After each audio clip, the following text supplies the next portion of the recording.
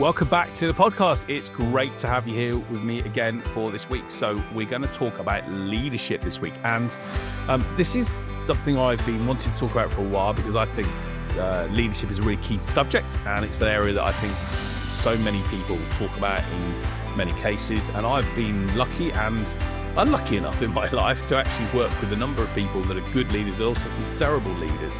So I want to talk about what great leaders do differently. Now, you might be listening to this and thinking, well, I'm not a leader in my role, but you may be in time. But also, and this is what I think is a critical part to mention here, is a lot of people think leadership's about having a position and a responsibility and a job, and actually that being appointed. And it's not. I think great leaders can be leaders in any walk of life. You can be a great leader if you're a team member in your team. You can be a great leader in your team without you having to be the manager of that team. And I'm going to talk about what great leaders do differently and how I think you can start to show that leadership and that those elements in the right place. And by the way, this is really interesting because I'm doing this at a time at the moment where in the world we've got Donald Trump has just been re-elected, and I guess there are some parts of him that I think he's a great leader in some cases, and there's other parts of him that I think is a terrible leader. But there's lots of leaders around the world. Politicians and leadership is a key area of what we see a lot of the time. And some of the things I'll talk about today, well, maybe you can think back to the politicians that you know and look at, and world leaders do these things or not. I don't know.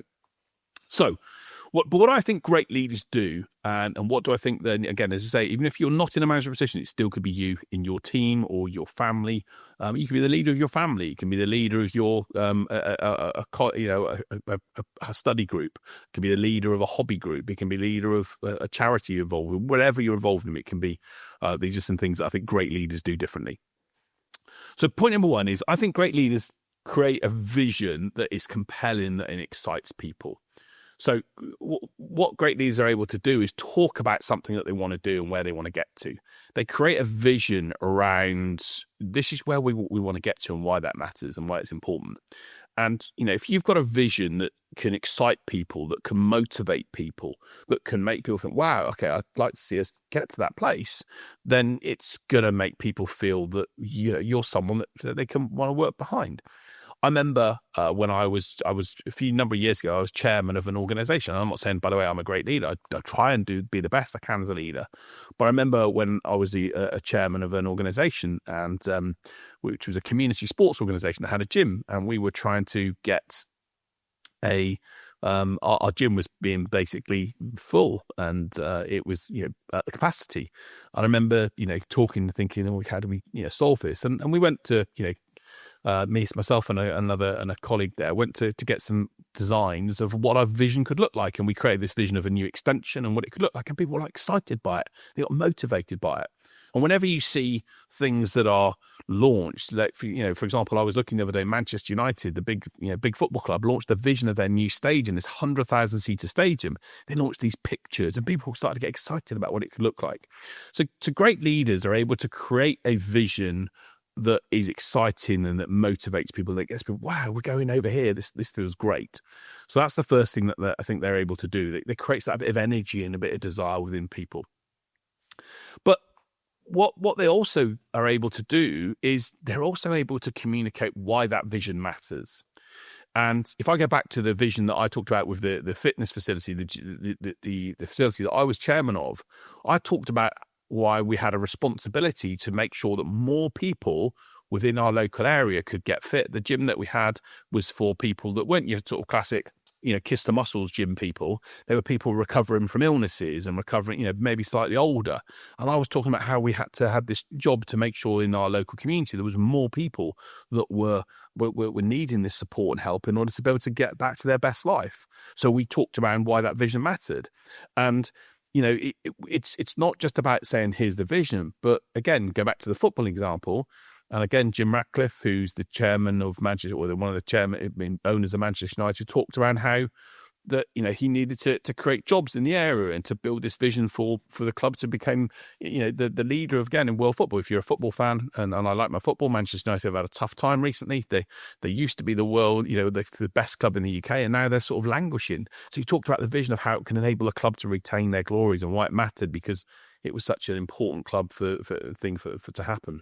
So, your vision is great to excite people. You then got to be able to show why it matters, and you've got to be able to touch on the heartstrings and to be able to talk about the elements around what that can look like and how it can come together. And the other key thing that you've also got and great leaders do with visions is that they also enable people to see a bigger picture beyond the short-term targets. And the challenge when you're doing something is, again, if I go back, and again, I'm not using this example, I'm a great leader, but when I get back to the example of when we were creating our extension, there were some short-term challenges that were being created from having the extension. It basically meant there was dirt everywhere, and the entrances had to change, and we had to go and we didn't have money for certain things, but we were trying to make people aware of the bigger picture. And the issue in many cases with great leaders is that they're able to take on those short-term challenges and those short-term issues, knowing that they're going to get to a longer-term place. They're able to show people that the vision of where they're trying to go that excites. There is going to be some issues, there is going to be some challenges, but they can overcome those challenges in order to get to the right place. You can't get to a brilliant place without going through some challenges, and leaders are able to talk about those challenges and be upfront and honest with them and outline how those are going to try and get to that place. Now, going back to my Donald Trump example, at the moment, we're in a world where he's now putting tariffs on everything, and whilst I'm not an economist, so I wouldn't necessarily know if it's right or wrong. I think his ultimate goal of what he's trying to do, and he's trying to focus on things for America, I can see why people react to it. And I can see why he's trying to do what he can for his country. So I can see his vision. I'm not saying it's the right way to approach it or whether I like him, but I can see his ultimate goal is he just wants to help his own country grow. And that's his job as the leader of that country. So we've got to be able to make people see that there's a bigger picture behind the short-term targets or the issues that will go on. And that's really core when it comes to leadership, because great leaders are able to then to not only explain these things are going to happen, but take people on that journey and cope with the challenges, the adversary, until they get into that place. And I know certainly from businesses that I've worked with, great leaders are able to overcome those moments and accept that there'll be some ups and downs and some frustrations and some challenges, but keeping people focused on the bigger path and the bigger vision. So what do I also think great leaders do? Great leaders are brilliant listeners. And, again, this is something that I don't think Donald Trump is a good example of, but, great leaders are able to really listen and put their focus and their attention into that person and have got the skills to be able to listen and to really make the other people feel important. I remember talking to someone once that is in the UK. Again, we have someone that met Prince William, who's I think a lot of time for Prince William. He's he's the person next in line to be king. And this person met Prince William, and they said that he made them feel special, if only for 30 seconds. He really listened and was showing his body language and intently, aware of what they're, some question that was asked. And even though he only had 10, 15 seconds with this person, he made them feel like he was actively listening. And he felt that there was he felt like he could say something, and this person wasn't aloof as a future king might be. So what I see with great leaders is that they've got that ability to listen and to really look out for people, and they've got the ability to try and foster an open communication channel. They're not about it's my way and it's only this way. They're open to saying, hey, what can we do differently? How can we do things better? They might tell you some things that you don't like afterwards. They might share some things that aren't comfortable, but they're open to taking those feelings and thoughts on board, and they make you feel special as part of that process. And the other part around that is letting other people be heard. The challenge with, leaders that I've been with and have worked for, I remember working for a guy a number of years ago when I was at my Allied Teleson, I'll say it anyway, won't say his name because who just literally thought he was the most important, he was the classic hippo, highest paid person in the room. And he was the classic person, hippo, and he just wanted his way. And it was his way or the highway. And if you didn't go along to his view, if you had a different perspective, if you had a different thought process, he just binned you off. And people in the end were just like, oh, can't be bothered to even have a conversation with him because what's the point? You just wait for him to tell us stuff. So great leaders foster that communication. They listen out to others. They're not worried about whether that person is going to say something that's going to, they've got their vision of where they want to go, and they sort of open up the conversation, the dialogue. And even if someone's not comfortable with something, they'll take that on board rather than just trying to sort of be singularly focused and not do that. So what other couple of things around great leaders do? I think great leaders empower their people and people they work with, not micromanage people. So, there's a great phrase that I've always used, and I said this, and I'm not sure where I heard it from, but, which was seek forgiveness rather than approval. And I always think great leaders, will try and make sure that, they give you a path to make a decision, but they don't want to micromanage everything. And I think in culture and in project groups, you want people to be able to express themselves alongside the vision that they have without trying to micromanage everything they're doing and see what they've done in a certain situation. If every decision that people have to make in everything you do has to go through that person, then you're going to become a bottleneck, and great leaders understand that they can't make things happen that way. So what they're very good at doing is setting a standard, setting a plan to follow, and then giving people the confidence and the empowerment to go and make those things happen. And even when things are made and mistakes are made, and when challenges happen, great leaders don't then go in and castigate people. They go in and say, no, you took the decision and I back you for that. I remember when I was involved with a football club once, I remember doing some work with Brendan Rodgers, who was the football manager at our football club. And I remember him used to talk about the fact that when, there was a couple of times when a player, he used to play a possession type of football. And when a player basically gave caused a goal to happen for the opposition because of a mistake, he said, no, that's fine. They were doing things in the way I wanted them to. That's my mistake. I'll take that responsibility. They owned the issue because they owned the mistake because the person was doing what they wanted them to do. And he'd empowered that person to go and do that. And yes, one mistake happened, but they had lots of other goals and lots of other things that happened positively whilst they were doing that. So, and great leaders don't control every single bit of detail. They don't want to micromanage. They know that their team have got expertise and time, and they let people do things.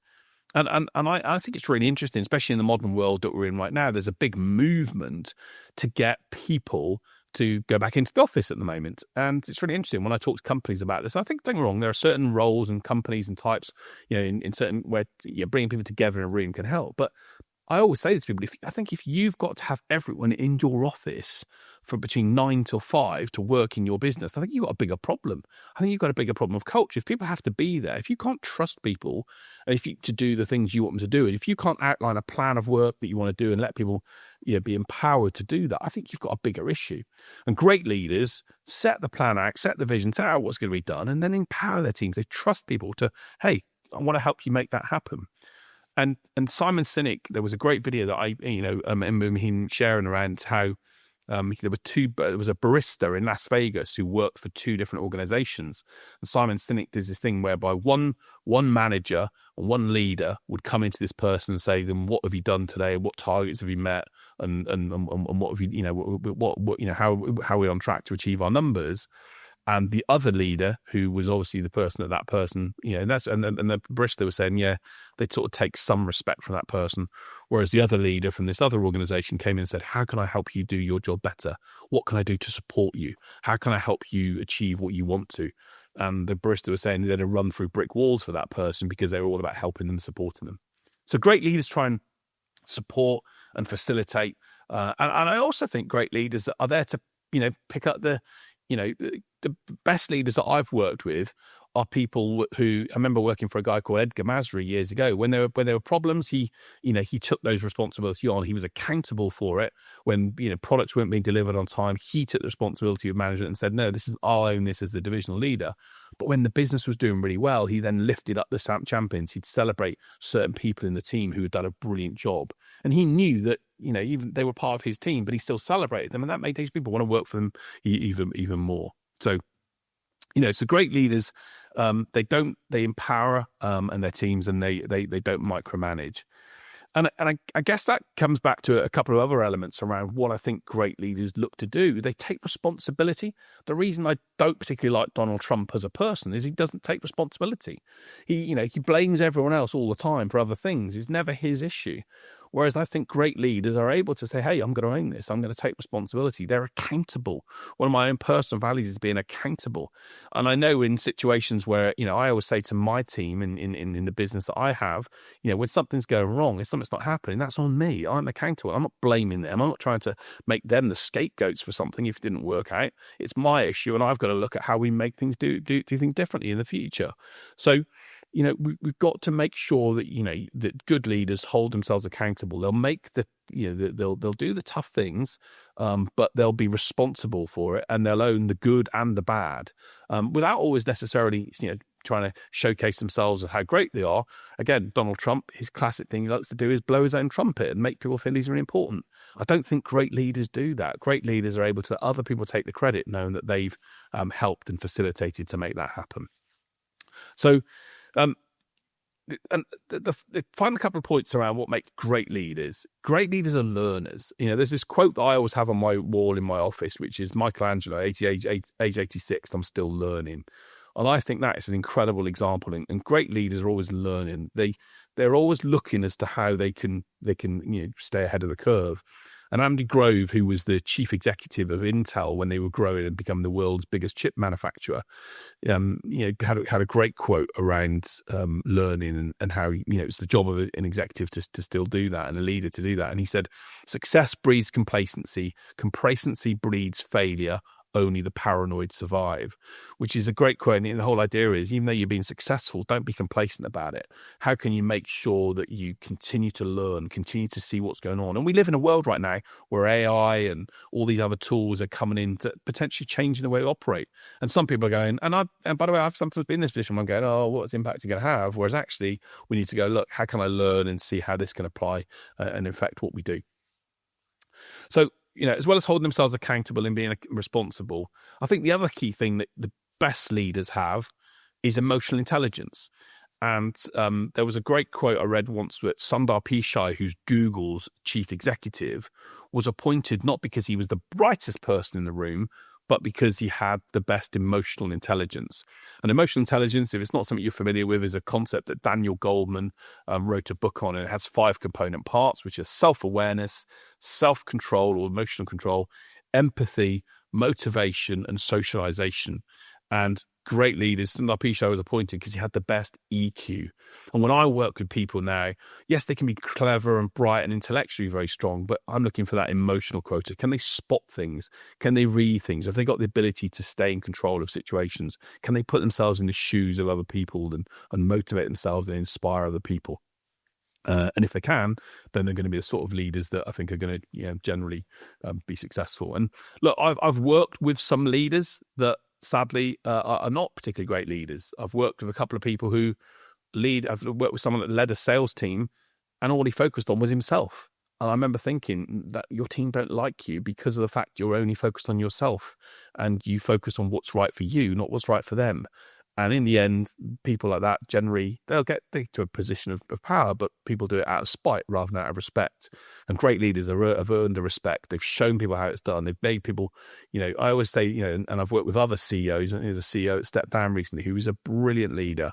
I used to say people would run through brick walls for him because he was such a great leader. He empathized, he understood people. He was hard when he needed to be and tough when he needed to be, but people loved him for that. So look, these are the things that I think are the difference between great and great, what great leaders do differently. And as I said, if you're not in a management position in your work, it can be things that you can do in your study. It can be things you do in a hobby, in a church, in a community that you're involved in. Great leaders do these things. Don't need to be in a company position. You can do this and be a leader in whatever role you have.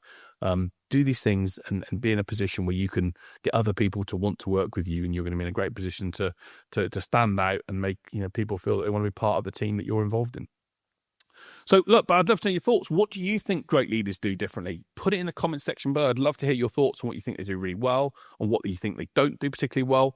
What's some of the best leadership things you've seen? What's some of the decisions? What some people have done? How did they help you become better? Another great skill around leadership is mentoring. Again, we talk about mentoring and supporting people. So what are the things you've seen that work? I'd love to know your thoughts. Put them reach out to me on social media in the comment section, or add a comment and into the podcast. Love to hear your thoughts on what you think and what's worked for you from a leadership perspective. But as I always do, I finish the podcast on an inspirational story. And I wanted to do a story of a brilliant guy who, this is a story that I was fascinated by, actually. A guy called William Kamkwamba. So I'm going to butcher his name. Apologies, William, if you're ever listening to this. But William Kamkwamba, who was born in Malawi. And look, obviously, we all see the stories, sadly, of such hardships that are through famines and wars and challenges. And at the age of 14, William couldn't go to school because he didn't have the family to have the money for it. And William, a lot of kids at that age would probably sort of accept that's their cause. And William didn't. He wanted to learn and develop, and he borrowed a book from a library and about using energy. And at the age of 14, he constructed a wind turbine from scrap materials to provide electricity for his family home. And I think this is just incredible. So, here's a young man that had a thirst for learning and talk about leadership, wanted to change something for his family. And he created, using this book, a wind turbine, which then enabled him to gain some attention. He became an inventor and had a scholarship to share his story globally. And I guess, that story shows me that even through tough times and people that have got nothing, you had access to a book, and he made the best that he can do. And I think when you've got, we've always got, resources available to us, especially those of us that live in the UK, we've got access to the internet or to libraries and where we can make things better. So take inspiration from someone like William Kamkwamba as a story that we can, do anything we want to do if we put our mind to it, and don't let anything or adversity get in the way. So that's William's story. That's my story on leadership this week. Let me know what you think. Have you loved the podcast? Please do tell other people about it. It's been great to have your ears or your eyes for the last 20 or so minutes. Thank you so much, as ever. I am grateful for you as a listener, as a watcher. This podcast is nothing without you, so appreciate you being here and giving it your attention. And look, as I say, if I can share any ideas or thoughts, if you have any questions, if there's things I'd like to cover on the podcast, let me know. But that's it for this week. See you next week. Have a great week in the meantime. Stay safe. Keep smiling. We'll see you soon. Take care.